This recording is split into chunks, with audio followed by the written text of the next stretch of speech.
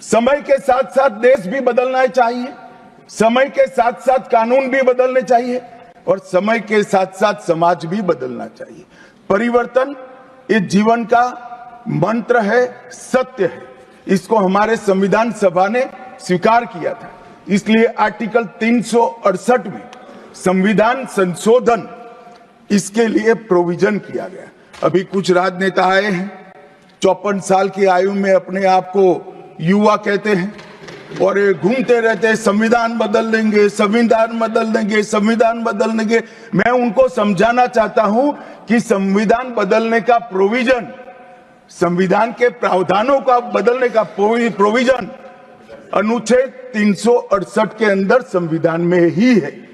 और मैं आज फिर से एक बार कहना चाहता हूं, थोड़ा ज्ञानवर्धन भी हो जाए किसी का। भाजपा ने 16 साल राज किया, माननीय 6 साल अटल जी ने किया, 10 साल मोदी जी ने किया और 5 साल और मोदी जी करेंगे। एक प्रकार से 16 साल हमने शासन किया। 16 साल में हमने 22 बार संविधान बदला, संविधान के अंदर परिवर्तन की। और कांग्रेस ने 55 साल करा और 55 साल में 77 परिवर्तन कांग्रेस ने भी किए, कांग्रेस के शासन में भी हुए।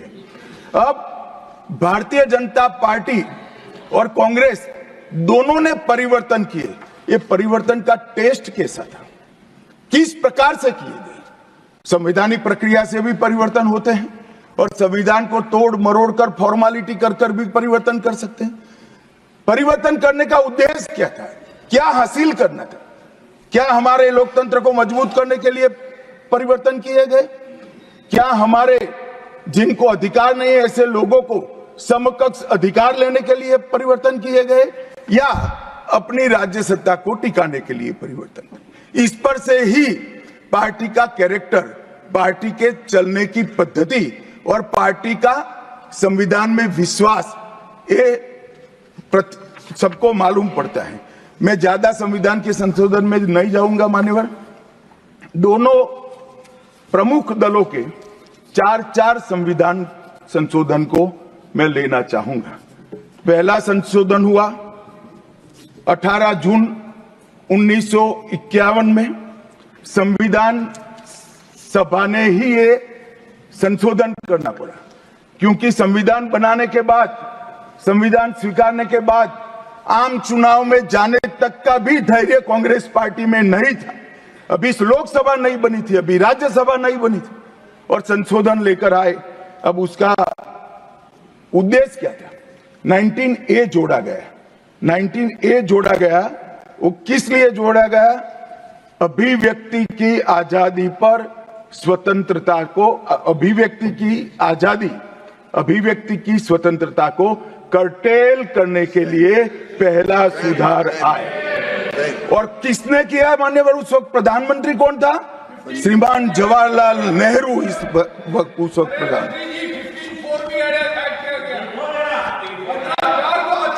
आप बता चुके। अब मान्यवर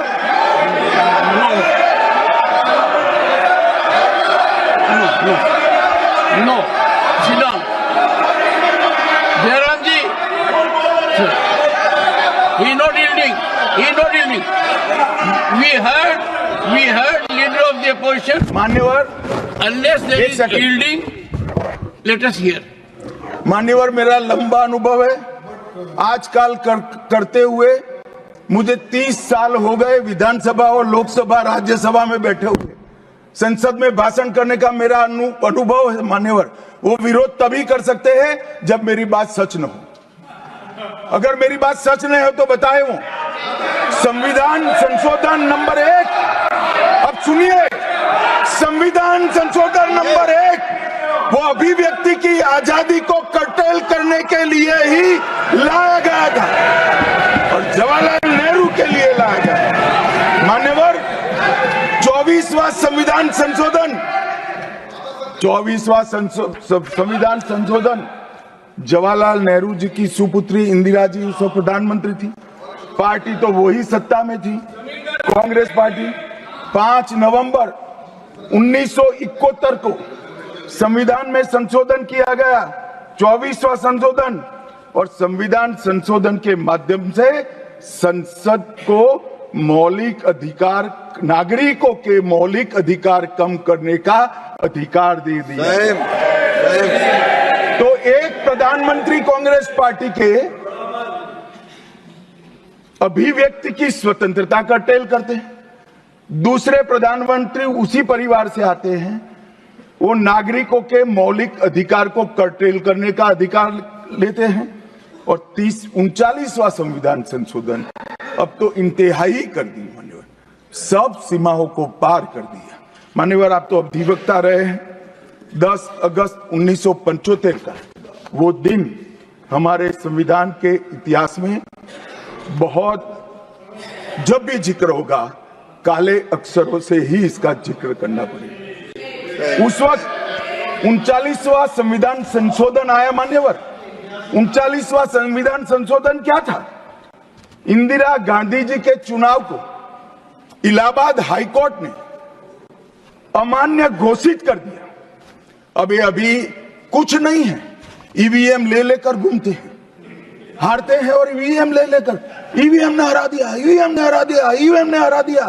सुप्रीम कोर्ट ने 24 बार ईवीएम की अर्जी नकार दी। चुनाव आयोग ने 3 दिन ईवीएम 10 से 5 बजे तक रखा कि भाई कोई हैक कर बताए। कोई नहीं गया, सुप्रीम कोर्ट में कोई नहीं गया, और हारते हैं तो ईवीएम का दोष निकालते हैं। मान्यवर, एक ही समय, एक ही दिन 2 परिणाम घोषित। एक महाराष्ट्र में सुपड़ा साफ हो गया, जो जनादेश के साथ द्रोह किया था, इसका दंड महाराष्ट्र की जनता ने दिया और दूरबीन लेकर दिखाई नहीं पड़ते, और उसी दिन वो झारखंड में जीते।